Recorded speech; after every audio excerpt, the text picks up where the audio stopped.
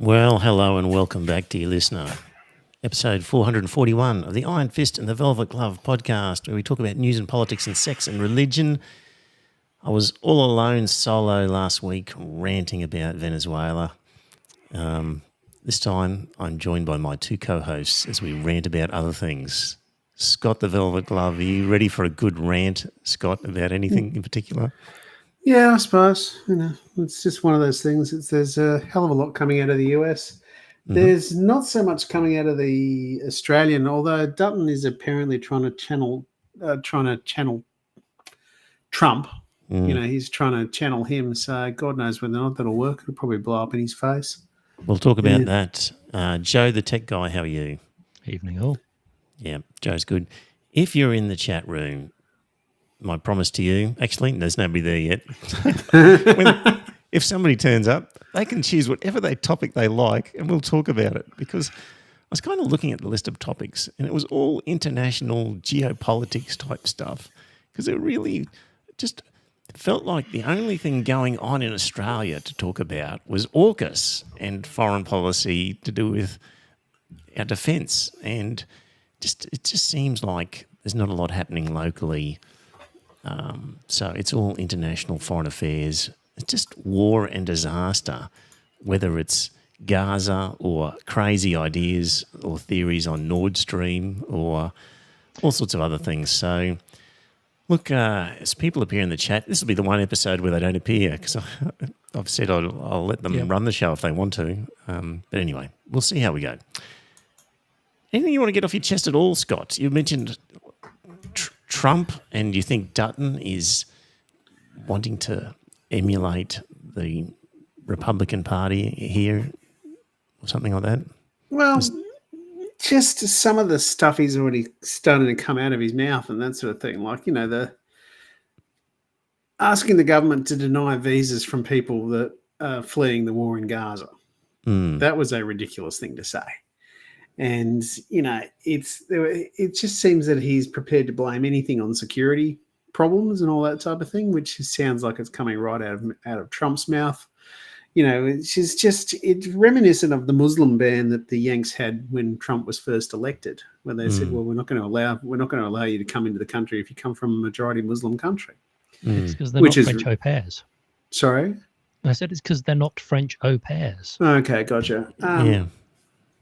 It was one of those things, and I just think to myself, that's probably what Dutton is trying to do. The other thing, too, is this was said to me only just recently. He says, well, a mate of mine up here, he says, well, the way Dutton's carrying on, anyone would swear it's the NLP, not the LNP. He reckons it was a National Party takeover of the Liberal Party rather than the Liberals taking over the National Party. And you can actually see some of that in the way the Nationals are seeming to be pointing the direction of the coalition. Yep. Like, the Nationals don't like their beautiful vistas and all that sort of stuff being taken up by ugly overhead power lines. So they said, well, we just got to build nuclear power stations where the coal-fired power stations were, and then we don't have to build new power lines. And that is why Dutton seems to be so hell-bent on nuclear power as a generation. It doesn't make any sense. The AUKUS thing doesn't make any sense at all. And also the other thing too is that if the ALP actually did come up and say, yes, we're going to have a total blanket ban on gambling advertising entirely, you can bet your bottom dollar that Dutton will turn around and say, no, that's wrong. I mean, right now he's pushing for a total blanket ban on gambling advertising, but Albanese doesn't want to go that far. So is Dutton pushing for that, is he? He is, yeah. Oh, okay. But, that's one thing he's actually pushing for, but I just think to myself, it's not going to last. No. It's as soon as they say, yeah, fair enough, we will actually go for a blanket ban, he'll be actually saying, no, you can't do that. That's ridiculous. Yes. He's from the Tony Abbott School of Opposition Leadership. Yeah, Dr. No. Yeah. I just find him a vacuous old windbag who's got nothing sensible to say. Mm. He just says no to everything. And then, and occasionally when he does and despite all that, Scott, he's doing okay in the polls. Yeah, I know, because Albanese hasn't had the balls to actually go in and do anything. And this was a very easy kick that he could have actually said. It was a cross-party committee that came in there. They came out with a unanimous report saying we shouldn't allow advertising. We're going to stop advertising. This is the gambling advertising. Yeah, right. That's what they should have actually said. And they should have also then taken it one step further on the whole religious schools and everything else, where they should have said the Productivity Commission has recommended that we disallow this as a tax deduction. Therefore, we're going to disallow as a tax deduction. They could have blamed someone else for those two things. Mm-hmm. But anyway, they haven't. And had they have actually done that, then I think that they would have actually found themselves, a lot more people would actually be applauding them for doing stuff like that. But instead, they're just being so cowardly. You know how sort of racist, basically, Dutton's been with the blanket ban on Palestinian refugees into Australia. Yeah.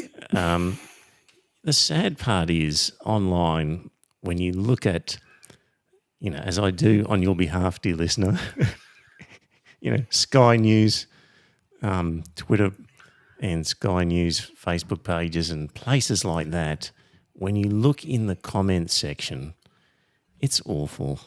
It's so mean-spirited, goddamn awful in there, where people are just basically saying to the Palestinians, fuck them, we don't want them. Exactly. And they're just awful. So there's been a real, just misrepresentation, propaganda, manufacturing of consent, all those things of just brainwashing people into holding some pretty nasty views.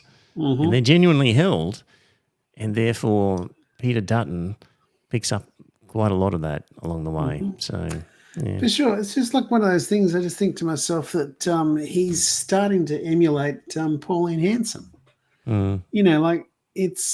He doesn't actually say anything sensible. He just seems to pick up a talking point and run with it.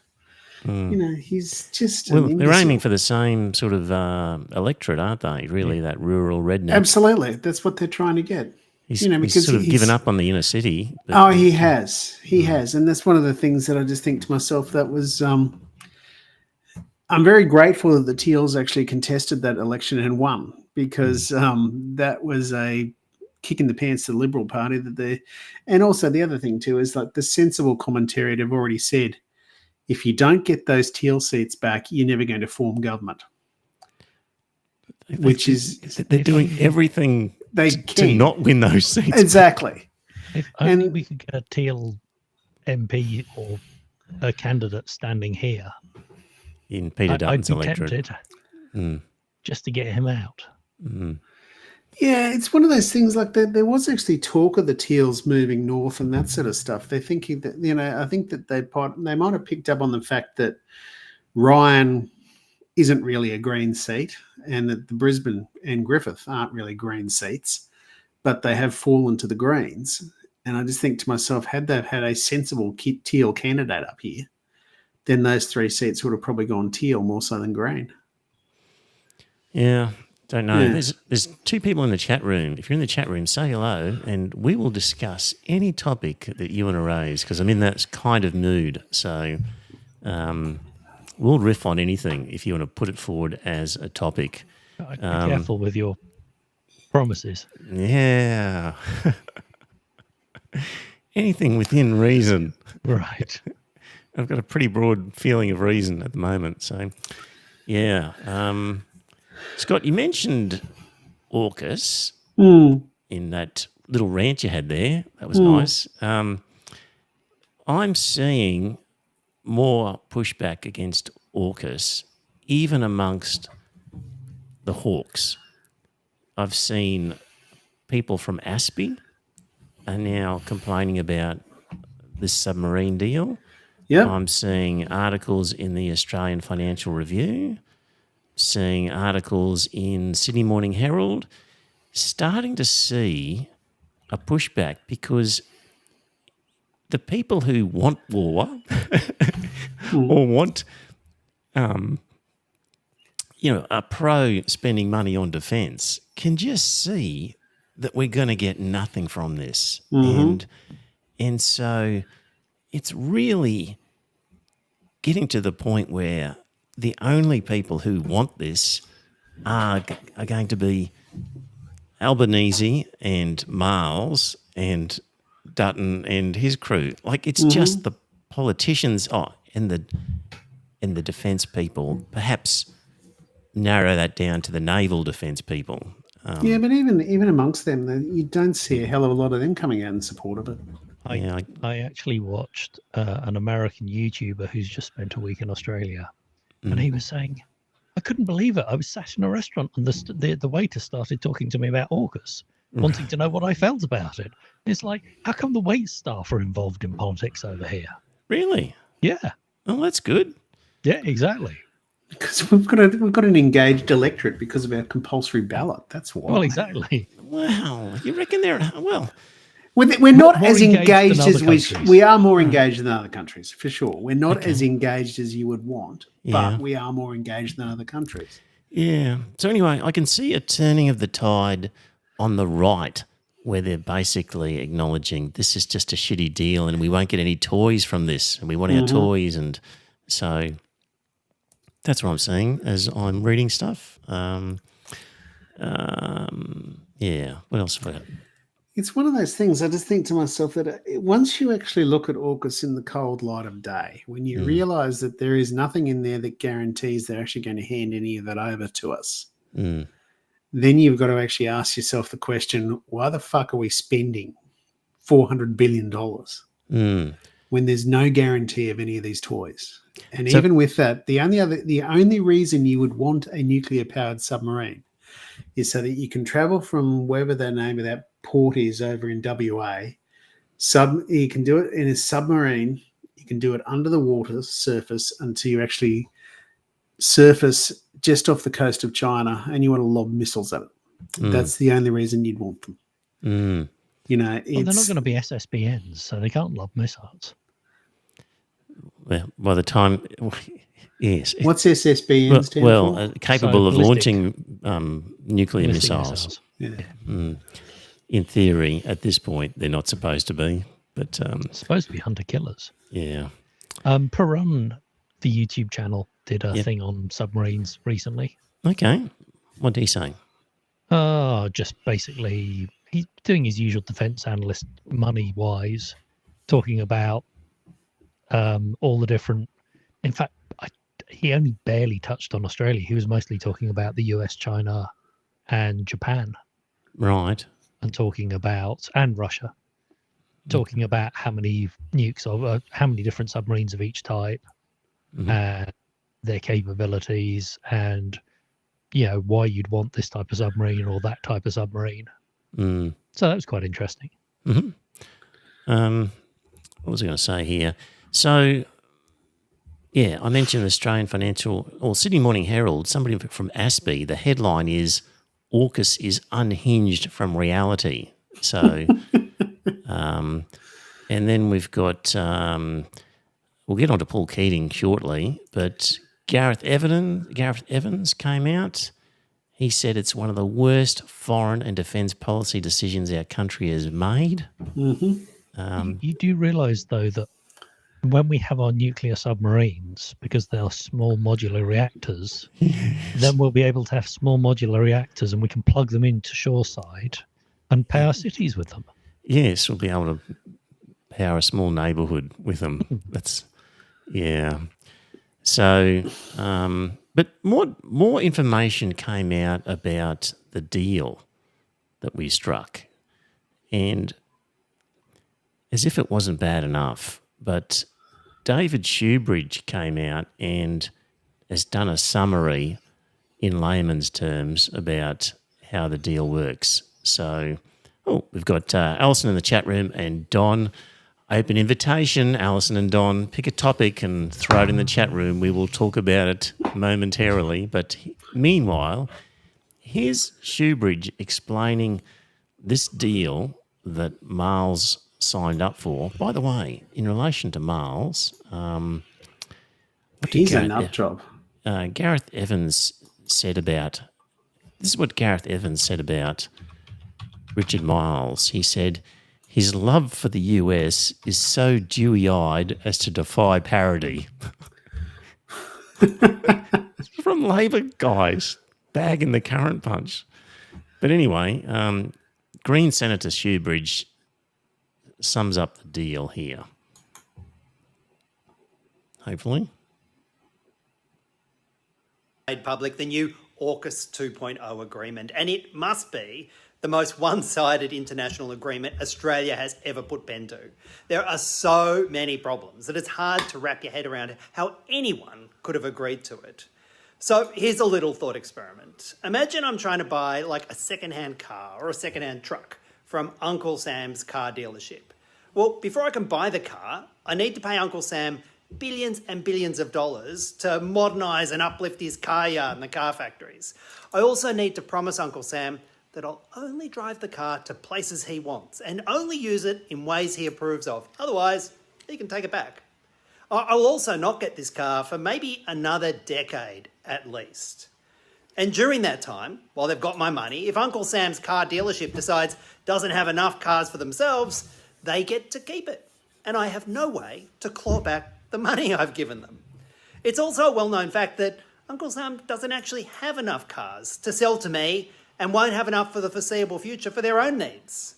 But despite all this, let's say I do end up getting a car. And if in the process of reversing it out of Uncle Sam's car dealership, the engine blows up because I was sold a dud, I actually have to pay Uncle Sam for the costs and damages. Oh, and Uncle Sam also gets to decide how much I pay for all the fuel for the car, which he happens to also be selling to me. Now, if you think that's a bad deal, you're right. But that is exactly the Albanese government has signed us up to with support from Dutton's coalition in this new AUKUS agreement. Only it's not for a $40,000 Ford Focus, it's for a multi-billion-dollar bunch of second-hand nuclear submarines. The US and the UK have found a sucker in Australia and must be laughing all the way to the bank with this deal. We need to scrap the agreement. The more we sink into this rigged deal, the worse it'll get for Australia and Australians. We need to have a defence force that's focused on defending Australia, not threatening our neighbours, and we need a foreign policy that's actually made in Canberra, not Washington. And to get there, the first step is ripping up AUKUS. Well, Scott, first step would be voting Green, if for no other reason. Yeah, I know, and I'm going to do that next time round. But anyway. Okay. Oh, we've got some topics in the chat room from Don. The new Deadpool and Wolverine movie and what the multiverse means to the future of comics. No.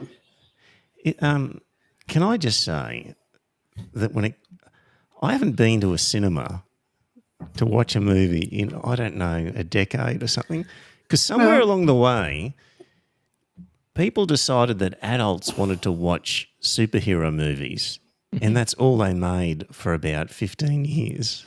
And I'm not interested in superhero movies. Well, I just went to see The Trap on Saturday afternoon. That's a very good movie, actually. Right. Yeah. Okay. It's Is it a superhero? No, it's not a superhero. It's sold as a horror movie, but it's nothing horror in it at all. It's just a very dramatic sort of movie. It's really good, actually. Yeah. There's an interesting twist in the end. Yeah. There's my riff, Don, on Deadpool and Wolverine movies.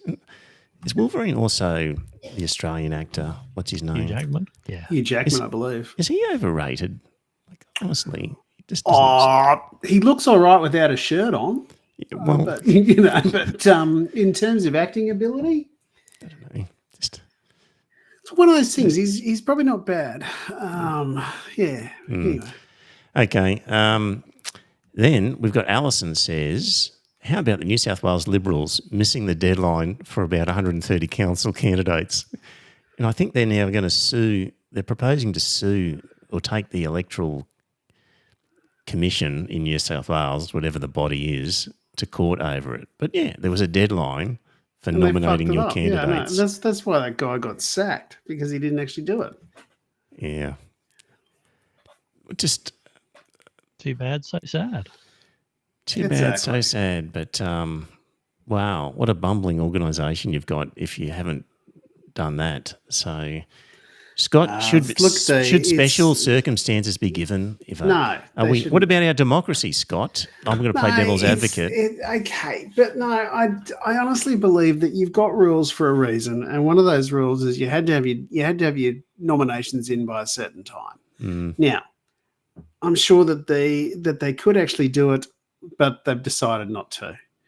And I honestly believe that the referee's decision is final. The referee is the whatever you call it in New South Wales. They've decided that you're not going to get the nominations through, so you can't actually do that anyway. Yeah. So Alison says they managed to submit the rest of them, so she doesn't know how they mucked up not getting 130 in there. But that is a balls up for sure. Absolutely. In an organisation like that.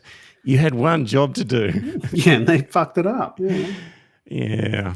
Anyway, Don is still defending Hugh Jackman. Says I know, but I haven't seen him actually act in a long time, and I couldn't tell you about his acting ability. He looks all right without a shirt on, but that's about it.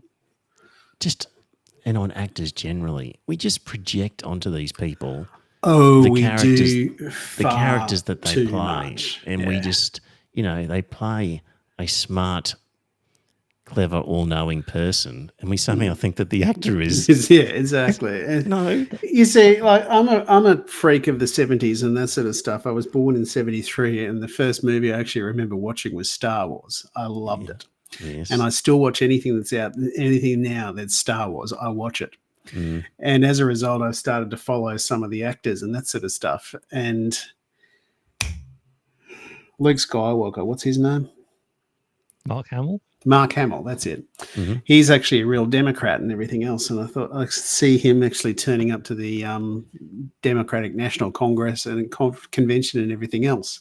Yeah. And I just thought to myself, yeah, he's probably projecting just a little bit too much power there. But, it's just, it's one of those things. I just think to myself that, okay, they're very good actors and that sort of stuff, but that's where their intelligence comes to an end, is once they've been an actor. Did you see when Margot Robbie was being interviewed for Barbie, some American was going, why is she putting on that pretentious accent? Why can't she speak in a proper American accent?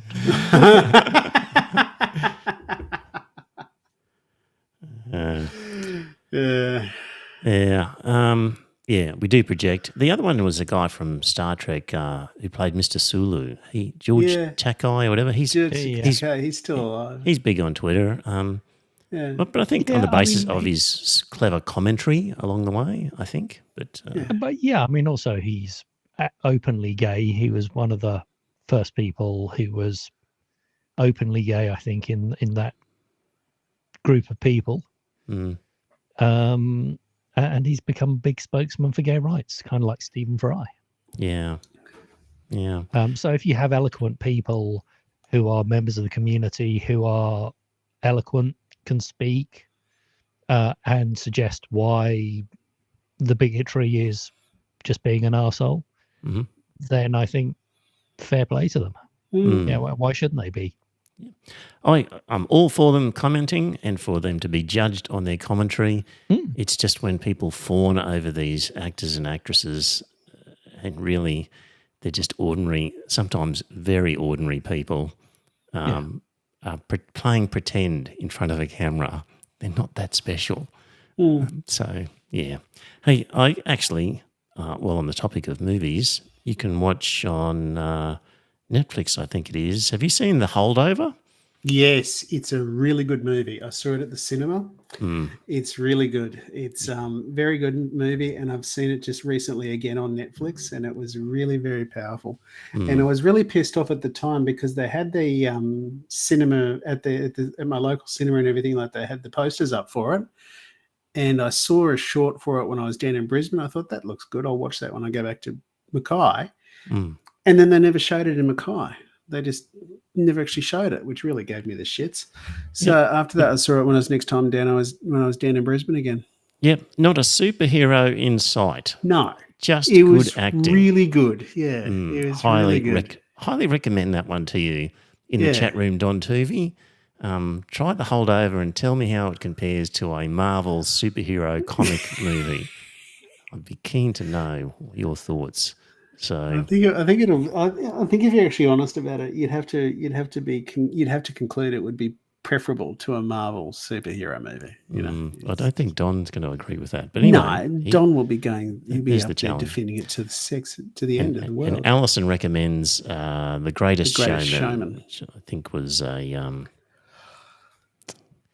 what's his name again? The Hugh guy Jackman. just Hugh Jackman. Thank you. Yeah. Okay. Don's going to give it a go. All right, we've diverted in the chat room. It's open slather. You can nominate the topics. I will stop and jump into them in mid rant if you want to keep introducing I've just gone topics. back to the Pelican brief. Not that I would ever recommend shooting members of the Supreme Court. Right. Is that what happens in the Pelican brief? Yes. Right. So basically, there's some oil drilling that's wanting to go on and it's been stopped because it's in the wetlands somewhere down the South Louisiana, maybe. Mm. And the Supreme Court is going to rule against them being able to drill because of these pelicans in the wetlands. And so they killed 2 key members of the Supreme Court with the knowledge that the president will appoint a couple of pro-business judges that will overturn this ruling and will allow them to drill for oil. That's quite an old movie. It is. Back in the day when there was respect for the Supreme Court. Yes. Possibly, yeah. And Alison says, a young Julia Roberts in the Pelican Brief. Very good movie. There you go. Get extra votes for that one from Alison. Reverting back to where we were temporarily. That was David Shoebridge giving us detail on AUKUS. And what else did I have to say about AUKUS was, a little bit of background here. Apparently, we've signed a forced posture agreement. Have you guys ever heard of that? No. This was in the Michael West news blog, and 2 authors, Michelle Fahey and Elizabeth Minter, explain the force posture agreement that we've already signed up to previously. And so the argument in this article is that we're not... AUKUS is just the continuation of the takeover by the US of our sovereignty that has been going on for a long time. So This is the Marines base up in Darwin and things like that. yes, indeed. It's been underway for more than a decade. And let me just see here. When asked last year whether Australia would allow US aircraft operating out of Tyndall Air Base in the Northern Territory to carry nuclear weapons, Penny Wong said, "We understand and respect the long-standing US policy of neither confirming or denying." So that's about US aircraft in the Northern Territory carrying nuclear weapons. And Penny Wong says... Do they have any air-launched nuclear weapons? Well, we're not even going to ask. We're just going to respect their policy of neither confirming or denying. Like, I mean, Hiroshima and Nagasaki were dropped from an aircraft, weren't they, Joe? Like, it's possible Yeah, just to but I drop mean, that was in the 50s, That was and then that was they in the created 40s and ICBMs. 50s. And you've got a missile the cruise missile. Yeah. You drop it out of an aircraft, and then the wings out, and then it ignites its engine and flies. So that's why I honestly believe that's what they would have. If you've got any of those B-52s and that sort of stuff, they carry a few cruise missiles in them. Then they drop them out of the bomb bay. They come down there, they extend their wings, then the engine ignites and it flies off. Anyway, Penny Wong is happy for them to do it and to hold nuclear weapons because she just respects the US policy of neither confirming or Didn't even allow denying. nuclear-powered vessels. What's that, Joe? I thought nuclear-powered ships weren't allowed to visit. No, they're not allowed to visit New Zealand, but they could visit in Australia. Yeah, because We've had a couple of their carriers and all that sort of stuff come into Australia, which are nuclear powered. Right. the writers of this article say compare that with Malcolm Fraser, the then Prime Minister, stood up in Parliament and insisted no US aircraft or ships carrying nuclear weapons could access Australian ports or operate over Australia without the permission of the Australian government. So we've gone from Malcolm Fraser saying, no, you can't, to Penny Wong saying, yeah. Are you aware that back in the 60s there were a number of aircraft permanently on station loaded up with nuclear weapons, nuclear bombs, that were flying a border patrol on the edge of Yes. Russia? And there were a number of broken arrows, i.e. lost nuclear weapons, including in Spain. There's a frightening book, I can't recall the title of it, but it outlines all the near misses of nuclear mishaps. And yes, it talks about those planes and how they had to scrape up it was like a kilometre square of Spanish desert because of the radioactive waste that was scattered across it. Yep, and just a series of near mishaps with those planes, which invariably had flying problems, and scary how close they were to other sort of incidents. But yes, they used to just fly around with nuclear weapons in a plane, just on the off chance that you might want to turn left and drop it on somebody. Yeah.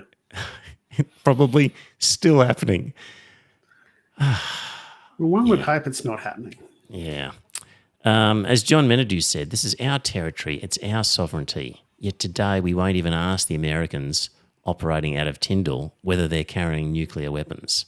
So we have this force posture agreement with an FBA with the United States, which the Abbott government signed in 2014, building on agreements made by the Gillard Labor government. And the FBA provides the legal basis for the extensive militarisation of Australia by the US, and it permits the US to prepare for, launch and control its own military operations from Australian territory.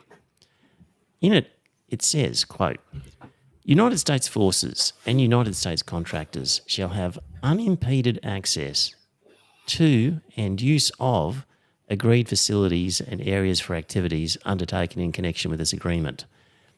And Minister Miles is effusive in his support of this. And only last week he announced American force posture now in Australia involves every domain: land, sea, air, cyber and space. This is Miles cheering this on. And 2 months after Labor won office, Miles was in Washington announcing that Labor would continue the ambitious trajectory of its force posture cooperation with the US. So, unimpeded access to our airfields and airports, unimpeded access to our seaports, construction of a US Air Force centre in Darwin, various other bits and pieces. It's just embarrassing. So, yeah, that's all part of the was already happening before AUKUS. Let me just check. Alison asked, does the US have any other countries with reciprocal military bases? So reciprocal would mean... that we get to build bases on American soil. I don't think they do that. Nobody has the ability to put their bases on American soil, do they? Not that I'm aware of. And why would you want to? Well, force protection. Yeah. Unless we wanted to attack Mexico and we could start putting some of our bases on No. I mean, for instance, US Marshall Islands or Guam. Yes, we might want to there. I've never heard of it. Good point. Funny that, hey, says Alison. Yeah. John says, isn't that all just part of alliances? No, John. Not We've had really. alliances in the past where we do military exercises with them offshore or even onshore.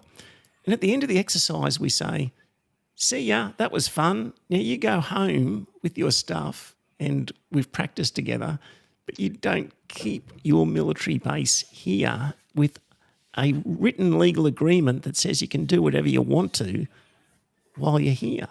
That's not an alliance. That's Singapore a takeover. have access to Shoalwater Bay. Paid us a lot of money to build infrastructure up at Shoalwater in return for, because Singapore is short on land space, strangely enough. Right. So they are leasing Shoalwater Bay for a few weeks a year to run their exercises. Well, that's to run an exercise, but not to but Singapore's launch a war. Singapore is also a neutral country too. It doesn't actually get involved with a alliance or anything like that. They are neutral, and they have their own standing army and everything else that is that they would ever use should Malaysia ever decide to invade them, which I don't think Malaysia ever would. So John says we can land on US soil. We have to Not our seek military permission can't. each and every time, and we can't set up an autonomous base on US soil and just do whatever the fuck we want to, John. Like, it's outrageous what we're giving up to the US here. You don't see that? You think it's all okay? it's one of those things I just think to myself that, the country's got to have a long, hard conversation with itself about the whole alliance agreement that we've got with the US, because it started off during the Second World War when Curtin, rightly so, said, we look to America for our protection. And because the British had their hands full dealing with Nazi Germany, they couldn't send any more troops down to Singapore, so Singapore fell and everything else. And that's when Curtin said, we look to America. And I could understand in those first years post the Second World War wanting to always look to someone stronger and everything like that for your own protection. Mm-hmm. However, if you actually look at what the alliance has actually cost Australia, and it has cost us a hell of a lot. It has, it's got us involved in at least 2 or 3 wars that we should not have been involved in. Mm. And it's going to make us a target now because Absolutely. we'll have these bases. Mm-hmm. So, John says he's just providing pushback, so he doesn't say it's all. He's playing devil's advocate. Okay. Fair enough. Thought you were serious, John. This is where we need a sarcasm font or a devil's advocate font on social media. It's one of those things I just think to myself that, it's probably the first target for a Chinese ICBM would be Pine Gap, which would irradiate Alice Springs. Yes. Now, Some people would say there are worse places to bomb than there is Alice Springs. But anyway, it is what it is. So that's probably the first place that would disappear under a mushroom cloud. It's probably the only place that would ever disappear under a mushroom cloud in Australia, because the rest of the country is pretty much useless. well, China's definitely not going to bomb Darwin. No, they're not going to bomb Darwin, but they would actually look at, if they were going to extinguish anything over here, it would be Pine Gap, because that would actually bugger up the Yanks. Well, certainly if there's a war between the US and China, then the military bases here in Australia would be targets. Yes. So now, I would imagine that the military targets and everything in the Philippines and Guam and Japan and everything would come under attack first, but probably they would then start to look at the further away bases in Australia. I think Pine Gap is really vital for communications. Which is why I'd say that it would be the first place that would disappear under a mushroom cloud. Yeah.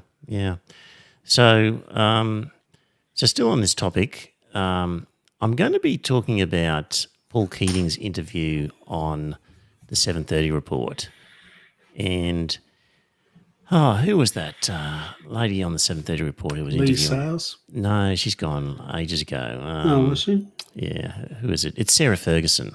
Mm-hmm. So at several times during this, sorry, Joe, did you say something? Princess Sarah Ferguson? No, different Sarah Ferguson. Okay. Yeah.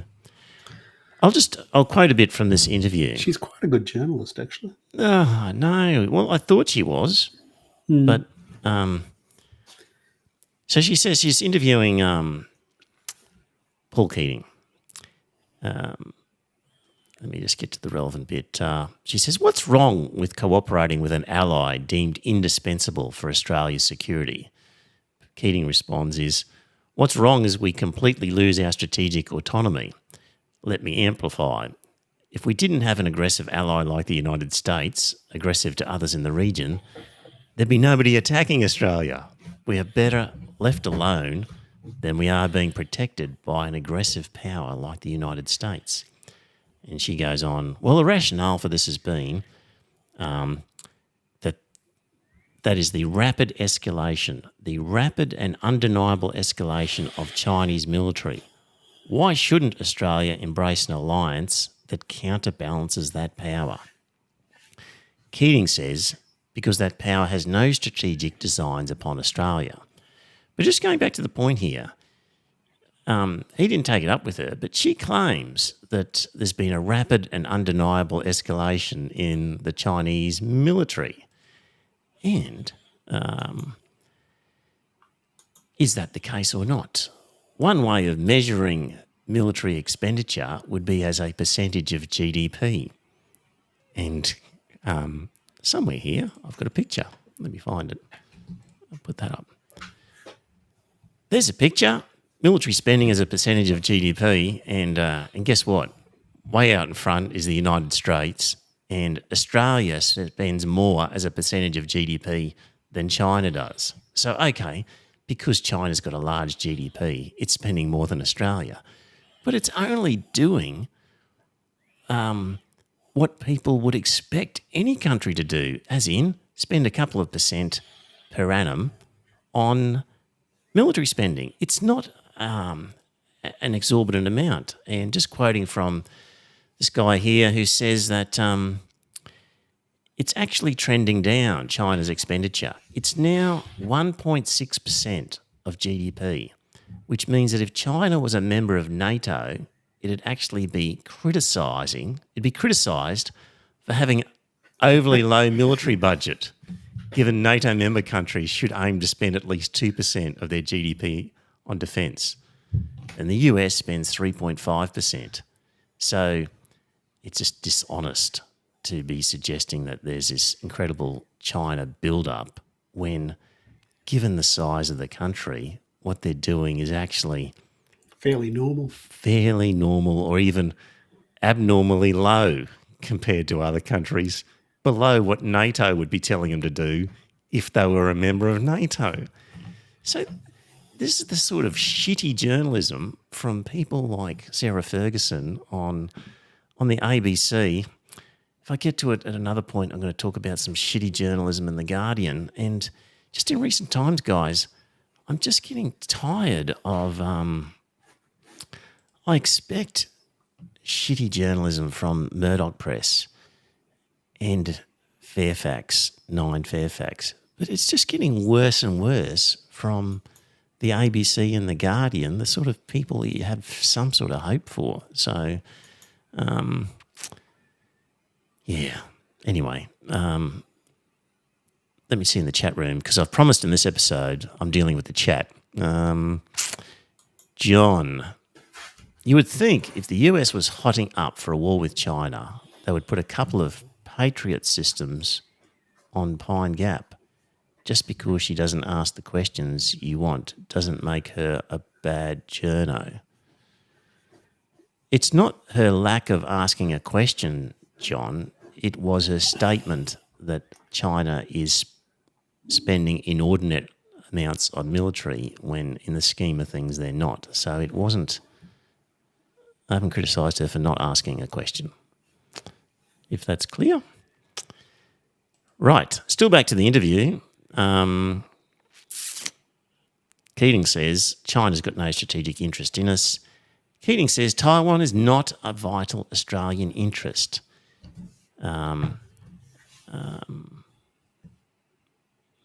He says we're not threatened by the Chinese military.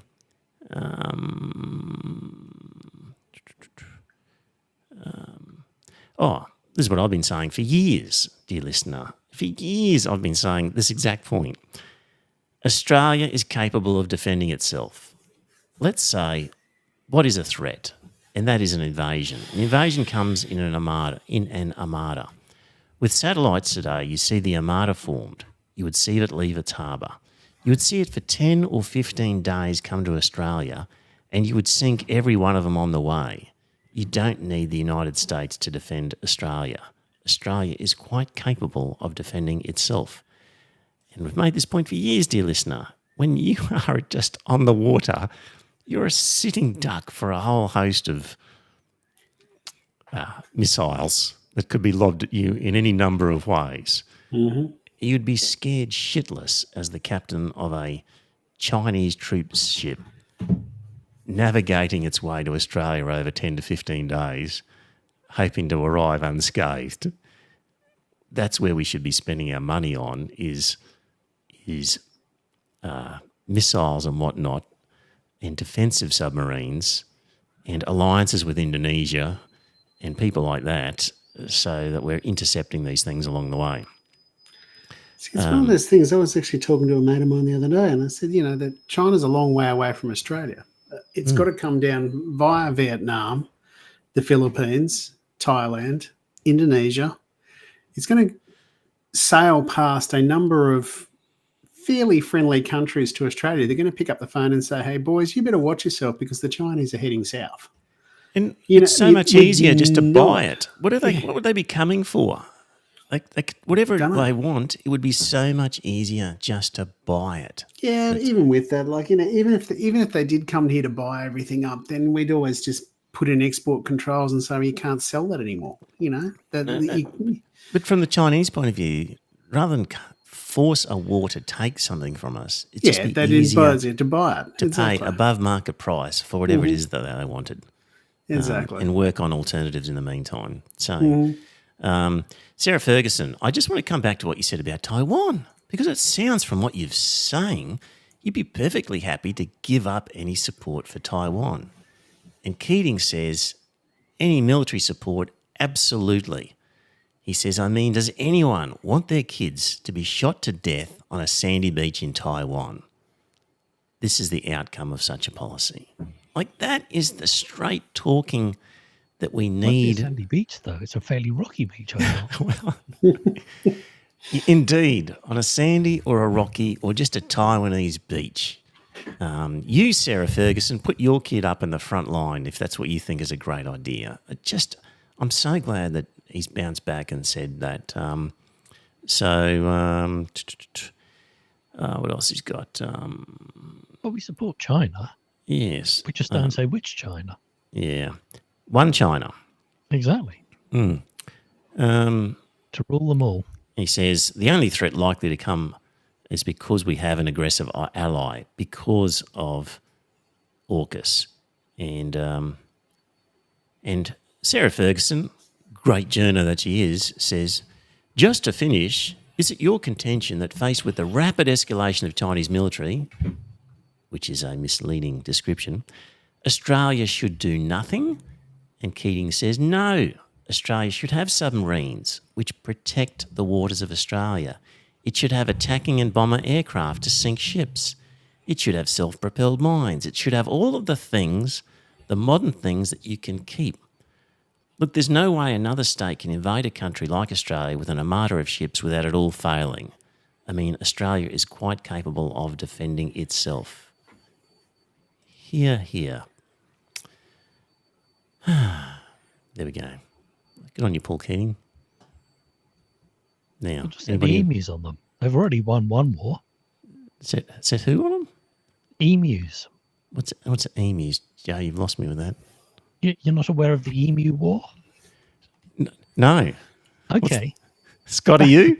No. Back in the 1920s, the WA farmers decided that the emus were coming in and destroying their crops. and agreed to hire the Australian army to go and shoot emus. And apparently, the emus are very bulletproof. They zig and they zag, and they've got fairly thick hides, and apparently they were impossible to kill. An emu might have a thick hide, but it's not going to. A bullet's not going to bounce off it. Must have been a pretty lightweight bullet. Basically, Yeah. the army were unable to kill very many emus. Right. And it's known as the Great Emu War. Right. There's apparently 2 films out either last year or this year based Right. on it. Yep. It's worth looking up the Wikipedia article or just Googling the Emu War. All right. In the chat room, John says it's a bit harder to get a good price for your coal when there is a federal battleship off the coast. Well, John, if the battleship is stopping the transport of coal, then the battleship ends up at the bottom of the ocean pretty quickly because it's easy to shoot down. That's the whole point. It's a bit hard to stay put if you're going to start attacking merchant navy. Then at that point, Australia would say, move out the way. We'll see this missile here. It's going to land amidships. Just sail a couple of gunboats up the Yangtze. Yeah, it's a bit harder to sit off the coast and do that than you might think. What else we got? Don says giant chickens are a menace. They can change the direction. Joe is right. Australia lost the Emu War. And when you're shooting at a pile of feathers, they're very hard to hit from a Huey. Thanks, Don. All right, we'll be back to the chat in a second. Part 2 of the Keating. So after Keating's interview, Prime Minister Albanese said the world has changed between 1996 and 2024. The world is different, implying that Paul Keating, times have moved on. Paul's just doesn't understand. And Paul Keating says the relevant issue is our geography has not changed, and geography is the primary factor in geostrategic settings. And then Nancy Pelosi came out and said that Paul Keating's comments were not in the security interests of the Asia-Pacific region for people like Paul Keating to talk that way. And he gave her a blast.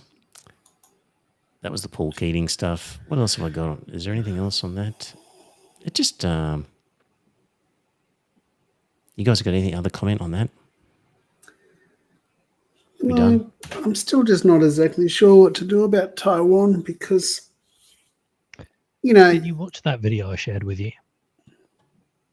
So it was Not the yet. Farun video that was an hour and a half long talking about how realistic Chinese invasion of Taiwan was. What was his Actually, no, it conclusion? wasn't Farun, it was Lines on Maps guy. Game Theory 101 is the YouTube channel. And what was the Basically, Too long, conclusion didn't was, it's not an easy just get in there, boots on ground. In terms of geography, it's really, really difficult to get on the shore. They'd be shot to pieces. They don't have the manpower, and basically it would be a slaughter, and they just don't have enough young people to sustain that sort of slaughter. meaning China would do it, would win easily. Is that what you're saying? Or No, China the would opposite. lose it. the opposite, right? So they were saying basically, defender has a 5-1 advantage. There are high mountains around where you'd be landing unless you went all the way around to the other side. So you'd have to get over the mountains. You'd be basically, your defenders would be shooting down on you. You'd be shot to pieces. And so basically the number of people you'd need to successfully have a beachhead is more than the number of young people that China has. Yeah. Did he say anything about a siege? No. Because that's what you do. Yeah, is you probably. just maintain a siege until they gave in. Because you'd sit back and just stop. But, the Russians tried it with Berlin, didn't they? Well, arguably it might be easier for China to conduct a siege on an island territory like Taiwan if they were Possibly. serious. Yeah, but then you've also got the Yanks and the Japanese and all that sort of stuff that could come in there and clean up the PLA Navy, you know. But with a siege, you don't even need to have your navy on the water. You can just fire missiles from the Chinese mainland. Yeah, Without in which even- case you've then got Patriot batteries that can be used to intercept the missiles that are fired from China. Yeah, well, It's one of those things. I just And think is America prepared to then enter a war on Taiwan's behalf? Are they? I don't know. Donald Trump certainly not. Yeah, you might say, leave it to them. Yeah, exactly. Or just an economic siege. So, Well, I don't Yeah, know because but Donald hates China.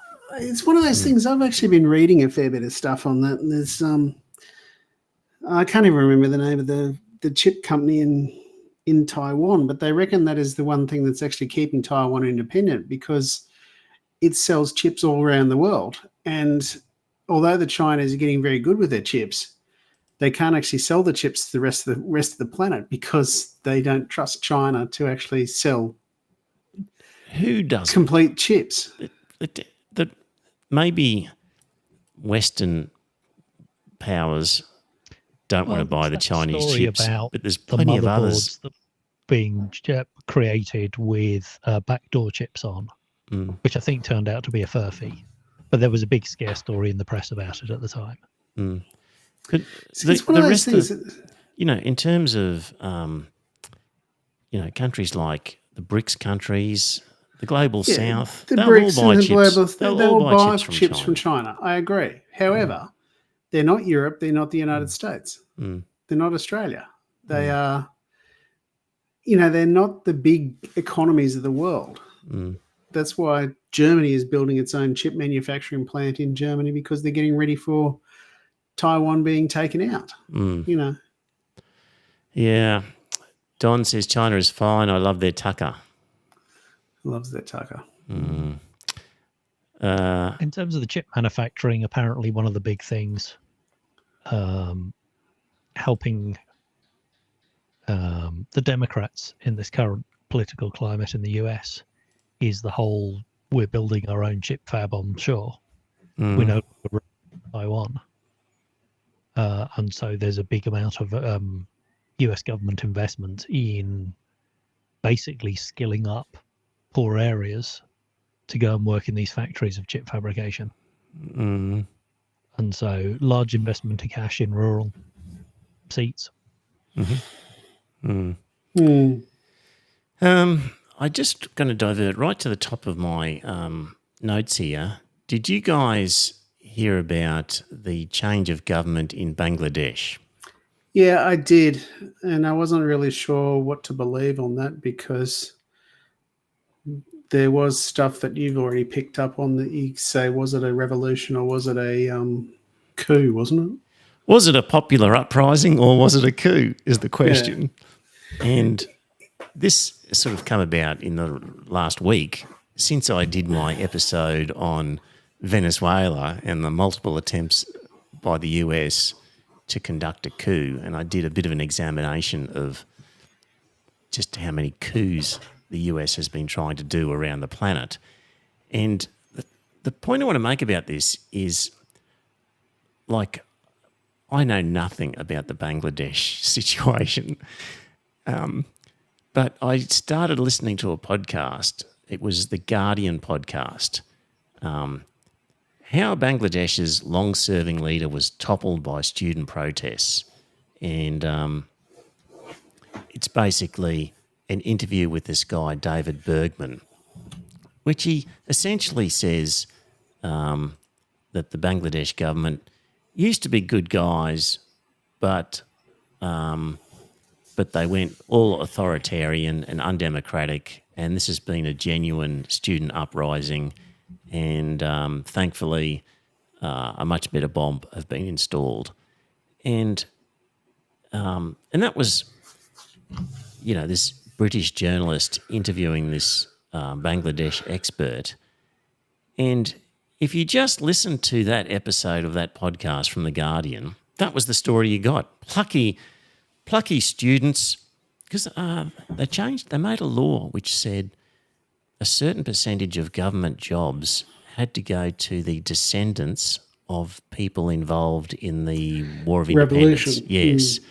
And this was seen as being, the people who weren't related to somebody who was in the War of Independence were kind of pissed because they were now second-class citizens when it came to getting a good job. Yeah. A good example, dear listener, of why hereditary rights are not a good idea. But we've talked about that before. So if you listen to the Guardian podcast, plucky university students, uprising, previous government in power for 15 years just goes, whoops, nobody likes us anymore and scampers out of the country, thankfully, as a new, less authoritarian regime moves in. And I subscribe to a few podcasts, as you can imagine, and for example, the Duran and the Geopolitical Economy Report, both of them absolutely convinced it's a US coup. Now, I don't know whether it was or not. Like, they might be completely wrong. But given the history of America's plotting around the world, this Guardian journalist interviewing this guy should have been alert enough to say, hey, any chance this was a US coup? Can you give me the reasons why maybe it wasn't, if you're so convinced it wasn't? Not a single mention of the possibility of a US coup, if only to dismiss it. Like, it was really pathetic, one-sided journalism.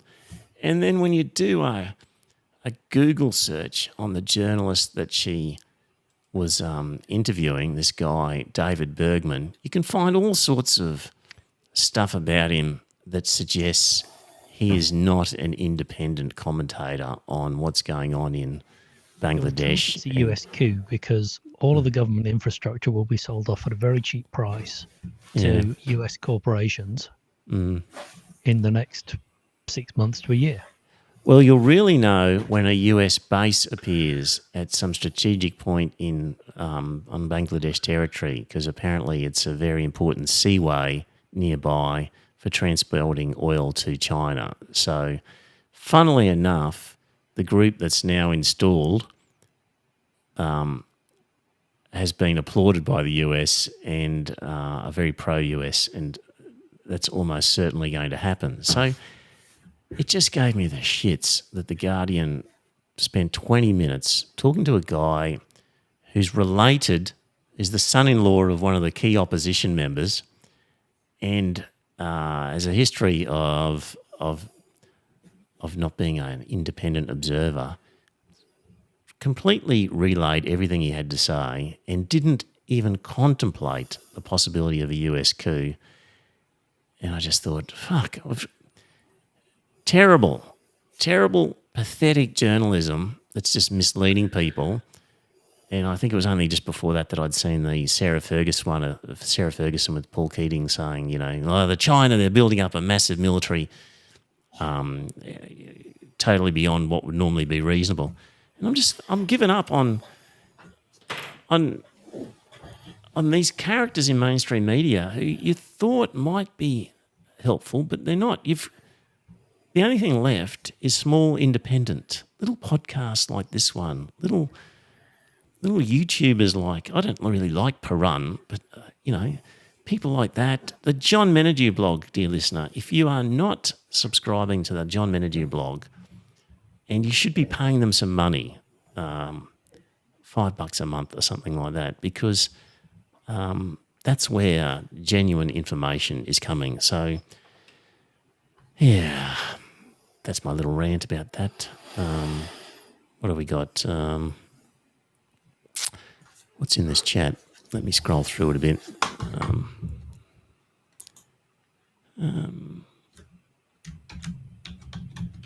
What does it say here?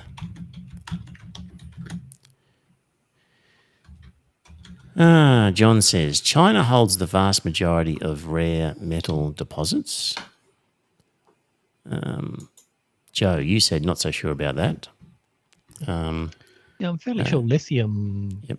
is a fairly minor player. Yep. It just happens to be the only country that's digging it up at the moment. Yeah. Scott's got to go. You got to go, Scott? Yeah. Okay, I'm just going to go through a bit of this chat. Well, maybe another 5 minutes. You go, and you won't have missed anything. Thanks, Scott. We'll see you next week. Good night, all. Actually, next week I may not be doing anything because it's my birthday. So, No worries. yeah, I'll let you know. Happy birthday. Okay. Thanks. Okay, see you, Scott. See ya. Bye. Okay, just running through this chat. China holds the vast majority of rare metal deposits. Here we go. Apparently, lithium. Australia is the largest producer of lithium, accounting for nearly half of global production in 2022. There you go. My understanding was that Venezuela had a lot of lithium. And maybe Colombia or places like that. Bolivia, Chile, and Argentina have the largest estimated resources of nearly 50 million tons between the three countries. Right. Is Venezuela in that list? Wasn't listed. Okay. It was hang on, Bolivia, Chile, and Argentina. Okay. Because I thought Venezuela was for lithium's for batteries. Yes. There might be some other rare mineral that's important for batteries because Elon Musk on Twitter has been applauding every move to overthrow the Maduro government. Right. One of the theories being that if US corporations can access some metal that's used in electric cars, that will help him out. But not if Trump has his way. Yeah. What else we got here? It's always more complicated than it seems. Yes, it is. From John, and maybe the US helped it along a bit after it got going. Don't know what that means. Do you know what that means? That they didn't cause the coup, but once it was running, that they provided support. Yeah, maybe. Who knows? And as I say, I don't know whether it was a coup or not, but to run an article, a podcast for 20 minutes and not mention the possibility of it was just poor journalism. Oh, there you go. Apparently, China is digging up most of the rare earth, but not lithium. But mostly because of low-cost, high-pollution methods that are in use there enables them to dig them up cheaper than anywhere else. Dig them up where? China. Oh, okay. So this is not lithium, this is other rare earth metals. Right, yep, yeah. So there are rare earth metals elsewhere, but China can compete because it can use horrible chemicals and not worry about it. Okay, let me just see if there's anything pressing in my notes that I have to get off. Joe, Nord Stream, the Washington Post came out with an article. Yeah. With a theory claiming that... I thought they were going to lay charges. Who? The Germans. Well, the Washington Post reported that Zelensky, the Ukrainian president, ordered Zaluzhny, former commander-in-chief of Ukraine, to bomb the Nord Stream, and that the CIA tried to stop them. But the Ukrainians went ahead and did it anyway. This was the argument, yes. Did they put this in the comedy? Was this in the comedy section of the Washington Post, Joe? Sure? I thought you'd appreciate the article. Oh, God. So the official story is now that Germany, for the past 2.5 years, has been sending tens of billions of euros plus military machinery to the country that committed the worst act of industrial terrorism against Germany in history. And they're concerned that if this news came out, that people would withdraw their support for Ukraine. Cameron Leckie, who has been on this podcast, says, what an insult. The fact that they fly a fairy tale narrative like this and expect adults to take it seriously is symptomatic of the collapse of the West. It is. Yeah.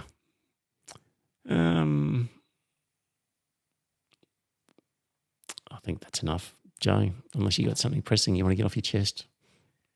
No, just the usual Project 2025 stuff. I've been following quite a lot of those. Yes. Watching the adverts coming out. I have to say that Kamala seems to be on a good formula with just calling Trump weird. And he really doesn't seem to know how to respond to her. He seems to be digging himself into a bigger and bigger hole. He's pissed the unions off by saying that Musk had it right by sacking his union workers. He's also pissed Musk off by saying that he wants to ban electric vehicles or do something about electric vehicles. He was slagging them off. One second he's saying, I suppose we're going to have to do something because the man's giving me 45 million a month. And then in the next breath, he's going, oh, well, but they're bad. We're better off having oil guzzlers. Do you know, I've got the exact clip right here. Oh, there you go. I'll play that right now. Trump on electric cars. To be, because Elon endorsed me very strongly, Elon. So I have no choice. But he knows. No, I am for him. I'm for him for a small slice is a slice. But you want to have gas-propelled cars. You want to have hybrids. You want to have every kind of a car imaginable. They want to go all electric. And there's no way you can ever load them up. They call them loading them. You can't load them. We're going to have to spend $9 trillion in the Middle West. You saw they built chargers. Now, a charger is a gas pump with electricity come through. Is that good? So it's like for 8 chargers, they spent $9 billion. Who would go out of their way to listen to that? God, but so anyway, the first part, I'm for electric vehicles. I have to because Elon endorsed me and everybody cheered. So just the concept that I'm for something because a billionaire is going to pay me money. I've been bought off and everybody cheered. So there was that part. Yeah. And then there was the technical term of loading. It's such crap. And then however many $1 billion to build the chargers, which I'm going, I don't believe his figures are correct. Oh, would you like another example of perhaps a dodgy figure, Joe, from Donald Trump? Here we go. You don't need to be an expert at math, dear listener, to spot an error in this thinking. Here we go. Virtually one job creation in the last year has gone to migrants. You know that? Most of the job creation has gone to migrants. In fact, I've heard that substantially more than beyond the number of 100%. It's a much higher number than that, but the government hasn't caught. There you go, Joe. Jobs Jobs created have gone to migrants, more than 100% of them. Yes. That's because migrants earn, those guys, they work 2 jobs. Maybe that's how it's. Oh, maybe. Maybe that's how they've done. More than 100% of new jobs go to migrants. Yeah. He's getting wacky, just losing it in terms of. He's never had it. Well, you're right. He never has, but maybe they're picking on him more. They are picking on him more. Because Joe's not around it. It's hilarious because, he built up this whole, oh, my God, you're too old to be a president. And now that Biden has gone, all of that, oh, my God, you're too old, is just coming straight back at him now. Yes. Yeah. Yep. Okay. John says he just says whatever comes into his head as it doesn't stay there long. That's true. No, he's a bullshitter. Yes. He's not a liar because a liar knows what the truth is. He's a bullshitter. He doesn't care what the truth is. Yeah. The truth is whatever suits him at the time. Yeah. All right, dear listener, we're done and dusted. That's episode. Don't know if there'll be one next week because it definitely won't be live on a Monday evening because I'll be celebrating a birthday. Might pre-record something beforehand. Not sure. See what happens. Might look at Bangladesh. Not sure. All right, we'll talk to you then. Thanks for listening. Talk to you next week. And it's a good night.